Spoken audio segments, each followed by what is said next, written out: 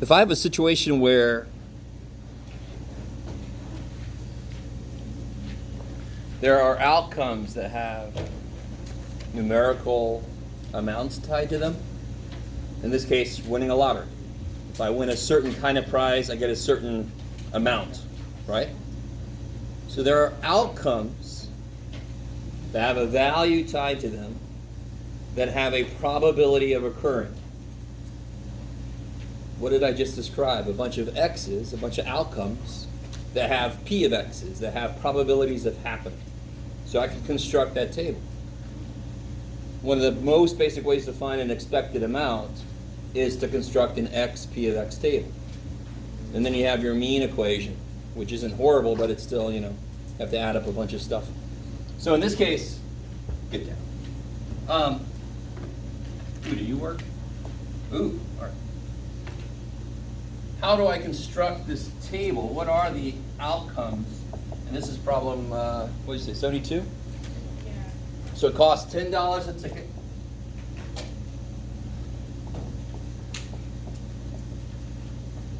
And there are only 100 tickets available.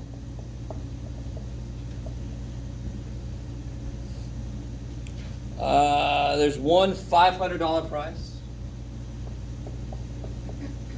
What was it? You could pick the book up and take it, Jeff. No. $200 prizes. And four $25 prizes. Right? Find your expected gain or loss. Why would a lottery normally have an expected loss? Why do we have lotteries? I don't mean medieval lotteries where you draw something and see who gets sacrificed to the dragon or something. Normal, modern lotteries. Why do we have them? Do you guys know? Do you guys care? Because I think it's bigger win. True, but the people that put it together, what do they want to have happen? You buy a bunch of tickets. Because they want to make money. Just like a casino. What's your expected gain when you go into a casino and start playing games? It has to be negative. Why? The people that created the machines and the games, they want to make money. So if this person over there wins $2 million, they don't give the first shit because they had 5 million people lose $20 and they're way the hell ahead. Who cares? Their expected gain is very big positive. Right? You guys with me? Okay. Maybe. So you would think if somebody put together a lottery correctly, a lot of state lotteries are put together so that supposedly the profit they make goes towards education. Right? This is at least how the Virginia one is. I don't know about California, to be honest. Virginia said, we're going to do this, and then they didn't do it. It was fantastic. It was, oh, good. Why did we think otherwise? But anyway, that's what they're supposed to be. But the other side wants to make money. They say it's going to be for a great reason, but they just want the money for whatever. Right?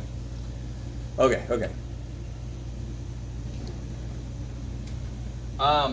It cost me $10 a ticket. How many situations are there? How many things could happen? To be honest, there's really only two. Like you either win or lose. But how many ways is there to win? 3. And then there's one way to lose. Right? You just don't get those. Are you guys with me? A little bit? So I could win $100. I could win, $500. I could win $100. I could win $25, or I could lose. Well, there's a bit of a shortcut to this, but I'm just going to do this standard way, and I'll let some of you guys figure out the shortcut. If I win $500, how much did I actually make? $490. Right? Because it cost me $10. If I win $100, I made $90. If I win 25. If I lose, what do I put here? I'm out $10, right? So really what we're learning right now is if there are discrete situations that have numerical values associated with them. For example, an insurance company. For a 20-year-old, what's the amount that they expect to pay out? And what's the probability they'll be in an accident, and so forth, right? So insurance uses tables like these to figure out what they should make people pay. They figure out their expected loss, how much money they expect to pay on average, and then they make everybody pay a little more than that. So overall, they make money. Do you guys understand that? That is one of the most fundamental ways to use one of these XP of X tables. What's this? What's the probability I profit 490? 1 out of 100. And that's as much as I'm going to do. Screw it. If you can't do the rest, that's a problem. Because once I get all these filled in, how do I figure out the average? What's the formula for the average?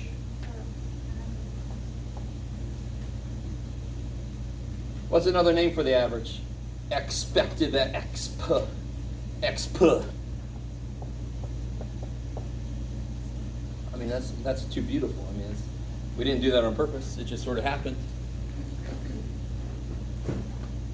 How do you know when to use this equation? How do you know when to use this equation? When you got x's and p of x's. I'm not going to use np here. That doesn't make any sense.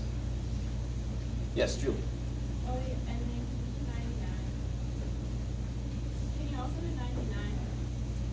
99? 99, what do you mean? On the homework? Oh, sorry. I thought you meant put 99 in there. Sure. There's another one sort of like this. I don't think it's 99, is it? No. There's another one that's sort of like this, a lottery problem you set up the same way. By the way, real quick. Somebody got this, what they want from this? You guys see how to continue, fill it out, make one more column, and then you got bam. And we expect that number to be negative if the lottery people made a lottery that makes sense. We should expect to lose money because they set it up so they gain money. So if my expected value is negative, that means my money is flowing away from me to somebody else. That's what that means. If my expected value is positive, somebody's on average losing money to me. Yay. So we're supposed to find the expected, is it called expected growth? This one? Or Expected gain. Okay, so Yeah. would it just be the mean? Yeah. Oh. Expected value. So what the word value, you could replace it with something that makes more sense in any specific situation. The expected number of dogs, the expected whatever. So in this case, the expected gain, the expected amount of money I can win. I like it. So value is sort of a generic, put here whatever you're talking about. I like it. Okay, maybe.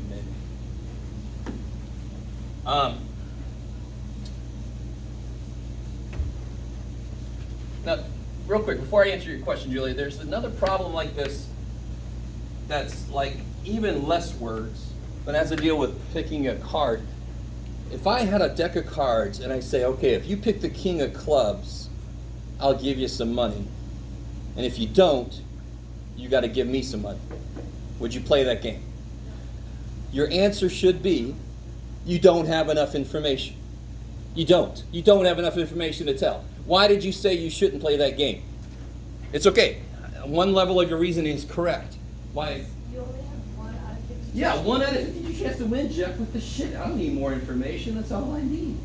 And I'm like, if I charged you a penny to play the game, but I would give you $10 million, does that change your answer?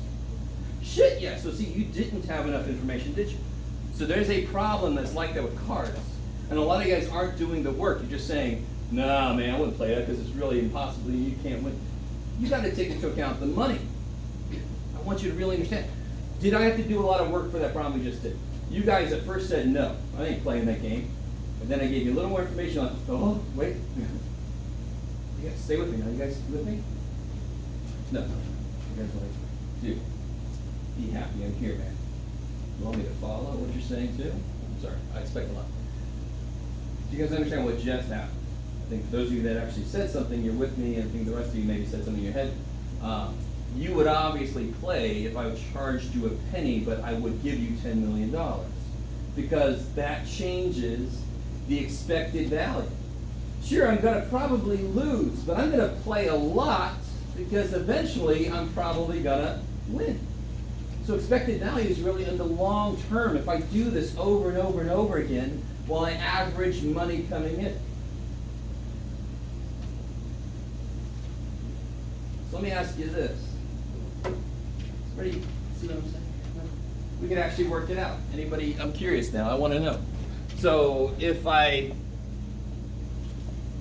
let's make it. I'd make you pay $1, right? And if you win, you get $10,001,001. And just trying to make the numbers a little less freaky. So you can win $10,001,001. You with me? And it costs $1 to play. But you got to pick the king. I can't remember what I said. The king of clubs to win. So I could either win and get $10 million, or I could lose and lose $1.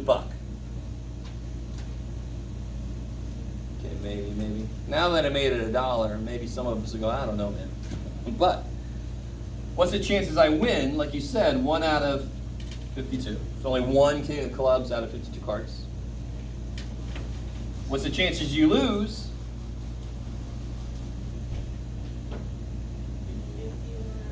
51 out of 52. Every other card is a loser. So how do I figure out my expected value? Multiply. So this would be 10 million divided by 52, and this would be negative 1 over 52. Okay, why would it be negative? 51, sorry. Thank you. If I add those together, that's just 10 million minus 51 over 52. Is that positive? 10 million minus 51. Is that positive? Yes. Is it big positive? Yes. So yeah, I would play that game. I'm going to lose a few bucks, but eventually I'm going to win $10 freaking million. You guys semi with me a little bit, a little tiny bit. So really the good question is, what number would this have to be? I love you guys. What number would this have to be to make this a fair game? What do you think a fair game means? What would make it fair? An expected value of what? To be fair. A positive expected value means I make money. A negative expected value means the person doing this makes money. A fair game should be 50-50. which means the expected value should be 0. Nobody makes or gains or loses money.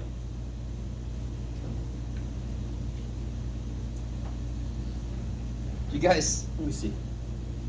Is everybody with me that these two add up to be way more than 0? 10 million minus 51. So, can you guys see what number has to go here to make it fair?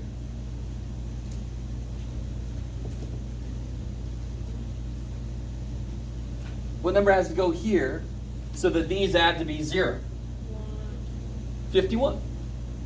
So if the guy said I would give you $51, I'm not going to play that game. I expect to come out even. Why would I do that? A learning experience. Yeah, okay. You learn how to pick cards. I like. No, yes, maybe, no.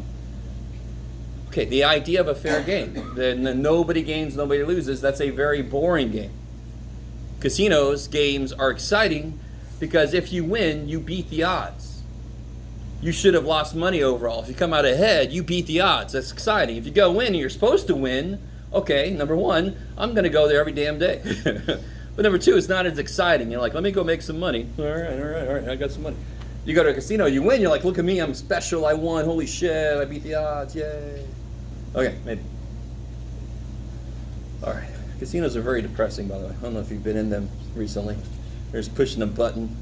Come on. And they win $1 billion. They don't care because they already lost $3 billion, so, okay. All right, sorry. That was my impersonation of most casino games nowadays. They can't even do this anymore. Anyway, sorry. So let me go back. You had a question about 99? Yeah, the whole thing was confusing. All right.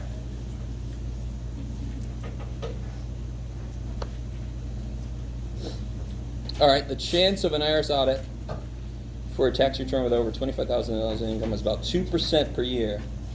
We are interested in the expected number of audits a person with that income has in a 20-year period. So there's a 2% chance of audit.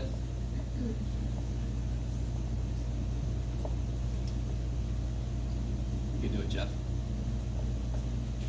So it's probably I don't get audited.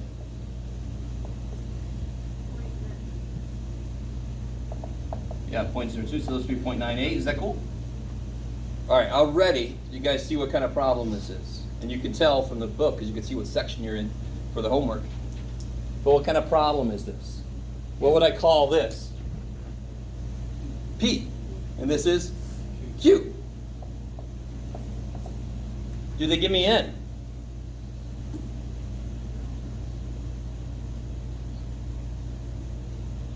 $20 years.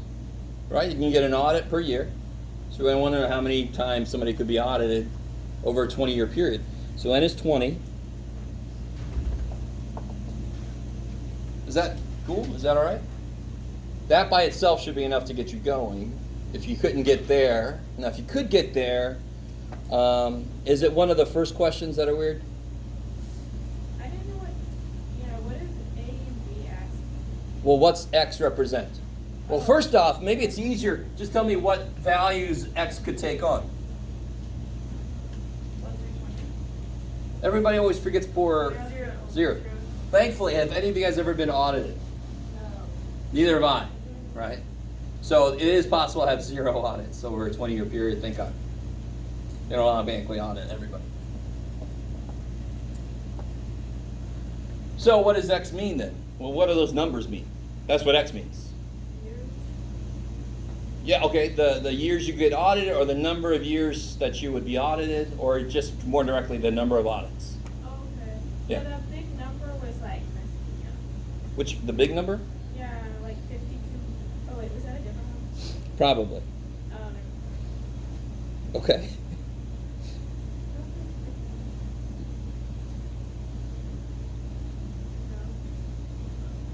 No. Okay.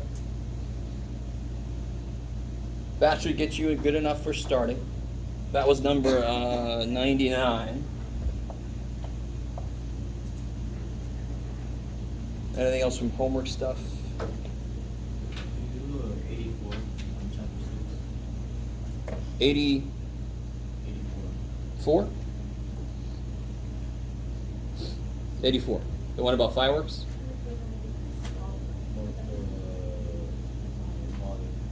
The what now? Oh, chapter 6, sorry. I'm looking at chapter 6. Is that the one about the guy that goes on leave? Yeah. Oh, shit, that's such an evil problem. Yeah.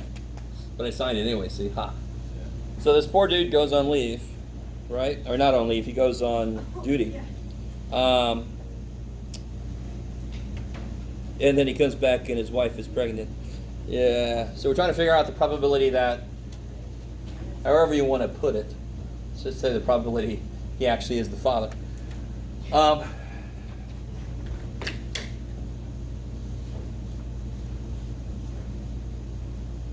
They tell you the length of pregnancy, right? All right, this is a good one. Normally distributed with a mean of 280 days. Oh, this is 84.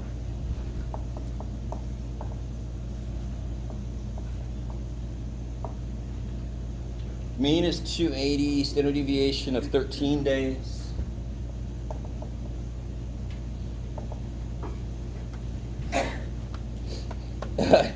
Let's see if this problem. So an alleged father was out of the country from 240 to 306 days before the birth of the child. So the pregnancy would have been less than 240 days or more than 306 days if he was the father.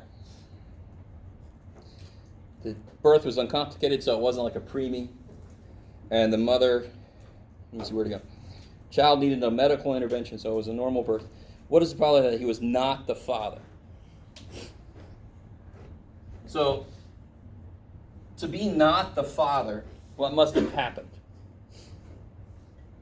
In order for him to be the father, it would have to be less than 240 days or more than 306 days. So obviously, for him to not be the father, it'd have to be between. Okay. So to be the. Sorry to get the idea of this. Either she had a very short pregnancy or she had a very long pregnancy, right? You guys with me? Either she got pregnant right before he left, or she got pregnant right when he came back and had the baby like real quick.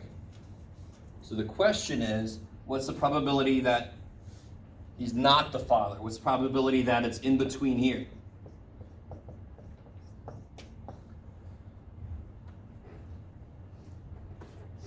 Okay. This is a good little review. So on a lot of these problems, I don't think a lot of you guys came into this class ready for the fact that there's a lot of reading, there's a lot of interpretation. Statistics is real life. It isn't algebra, where we just give you an equation, you solve it. This is, you got to read through a problem, interpret what it means, like I just did up there, maybe draw yourself a picture. You got to think about the situation a little bit to even get the question out. That's how freaking life is, right? There isn't just a question that appears in the air for a situation. Okay, I like it. Yes, Jeff, that's right. So then how do I do this? So they give me the mean is 280, standard deviation is 13. We know it's normally distributed and we don't want this probability. Can you guys draw the picture that represents the answer? Have you guys all done this problem already? Can you draw the picture that represents the situation here? Just to get you guys started, what goes in the middle of the picture? 280. And I know I can draw this because it's normal. Keep going. Draw the rest of it, sorry. Draw it. And then we'll see if your drawing matches mine.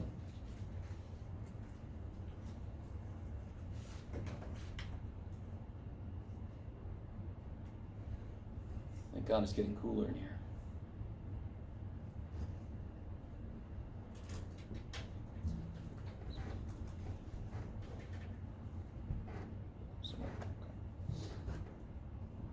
I basically gave it to you here, but you just got to put them on the right place. So 280, here's 240, here's 306, 360, sorry.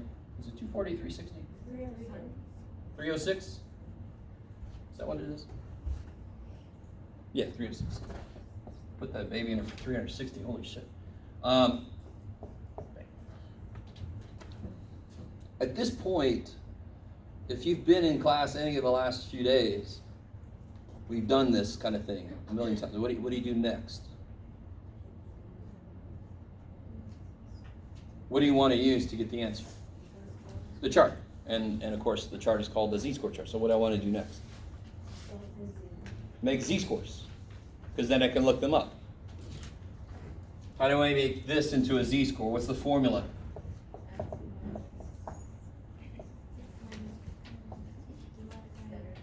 Yeah, how many standard deviations fit between those two? That's what a z-score represents. So if I can see that, this is the piece you guys have got to, and I know as students, you're just, and especially in math nowadays, you just want somebody to show you what to do on each problem, and that's shit. There's an idea that's used in slightly different ways in the problem. You got to understand the idea. If I knew relatively where these are, I have a chart that tells me what area there is. The further down this is from here, the less stuff there is out here. It's normally distributed, so I know everything about all the probabilities everywhere. I just have to know, all right, 240, where is that relative to the mean? That'll tell me how much area is here. 306, where is that relative to the mean? That'll tell me how much area is there. That's what the chart does. And how do I get the relative position? Z-score. That gives me an idea relatively how far away things are. So, can you do it for 240? What would that formula look like? 240 minus 280 divided by 13.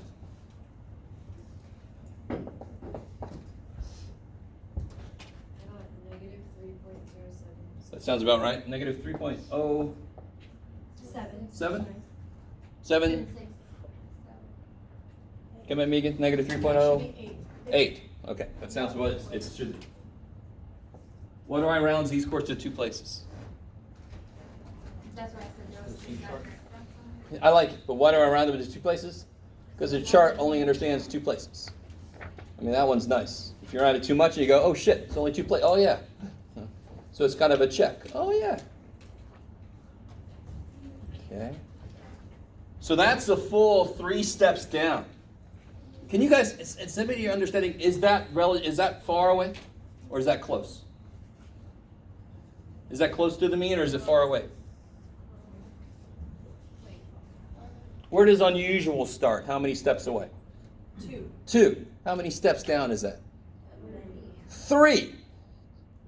So I'm hoping, if you don't have this sense right now, a z-score of more than 3 is really far away. If you have a z-score of 3 height, you are freaking tall. Holy shit. If you made a negative 3 z-score grade on a test, you not good. It's, oh shit. You are way far below the mean. You guys, at this point, you need to understand that. So already I know that this is really far down. It's going to be very little below it. What about 306?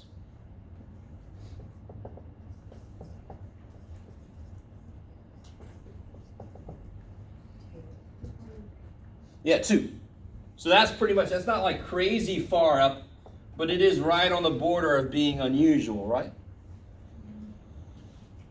So the probability this poor dude is not the father is in here, and it's gonna, I already know, just seeing these, that's not negative 3, just seeing these, it's going to be pretty big, the probability he's not the father.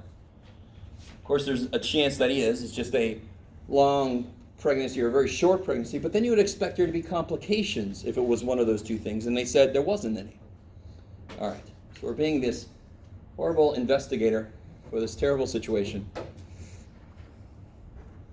Anyway, so now how do I find that area? I have to look up this. If I look this up in the chart, is that the answer? Is that too big or too small? Too big. Visually, it makes sense. It makes physical sense. I want to stop here. When I look it up on the chart, it goes all the way forever. So, of course, how much do I want to cut off from there? Exactly that much. That's why I subtract. It makes physical sense.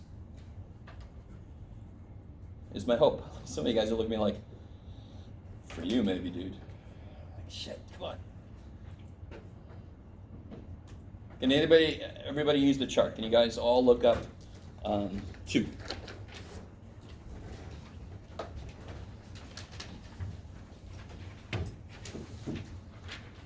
Yeah. What do you guys get when you look up 2? 0.9772. And that's too much. It's a little bit smaller than 97, 98%, because I have to chop off this. I don't want forever down. I don't want it to go forever. I want it to stop here. So what do you get when you look up negative 3.08? 0.0010.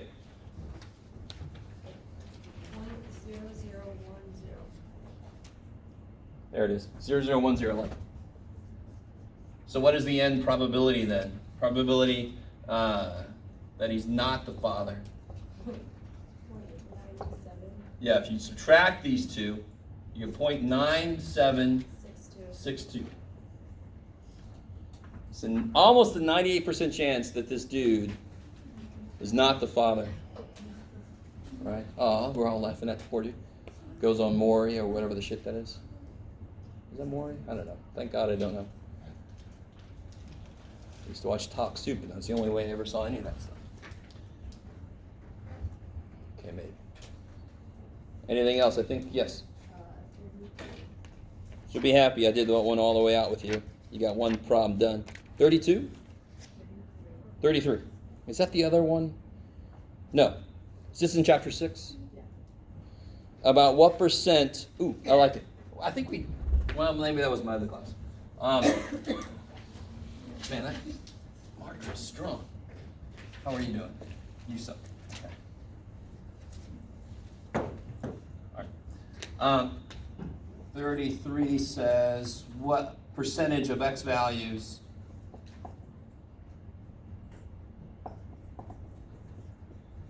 in between the second and third deviation on both sides.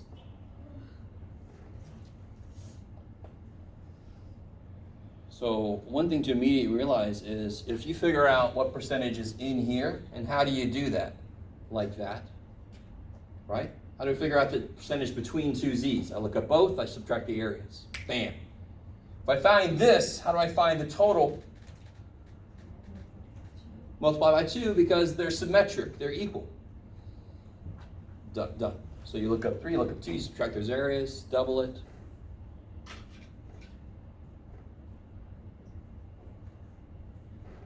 Okay. Is that all right? Yeah? Yeah? Okay. Wait, do you have to turn them into z-scores first? They are z-scores. Yeah. Yeah, where'd it go? Yeah. Why are they z-scores? What is a z-score? Oh shit. So I got the practice test today because when is our test? Holy shit. What question will definitely be on the test? All right, so what does a z-score tell The number of standard deviations from the you? Ooh. Number of standard deviations from the mean to the data point, or from the data point to the mean. I don't care which way to say it, right? So if I told you something is 4 standard deviations above the mean, what is 4? Physically, what is it? It's a what? A z-score. Because what is a z-score? The number of standard deviations. So this problem said what x values are between the 2 and 3 standard deviations. Okay, those are z-scores then. 2 and 3 are z-scores. Because the z-score is a number of standard deviations. I like it. That's it. Nothing more than that. So if I said your test was 1.5 standard deviations above the mean, what was your z-score? 1.5. I just told it to you. Maybe. All right. You guys will be excited about this. You're going to love this shit. Anybody need to borrow a calculator? Let's do that.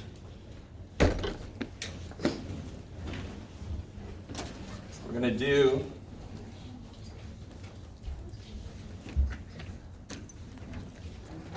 I'm sorry, it's buried under all this stuff.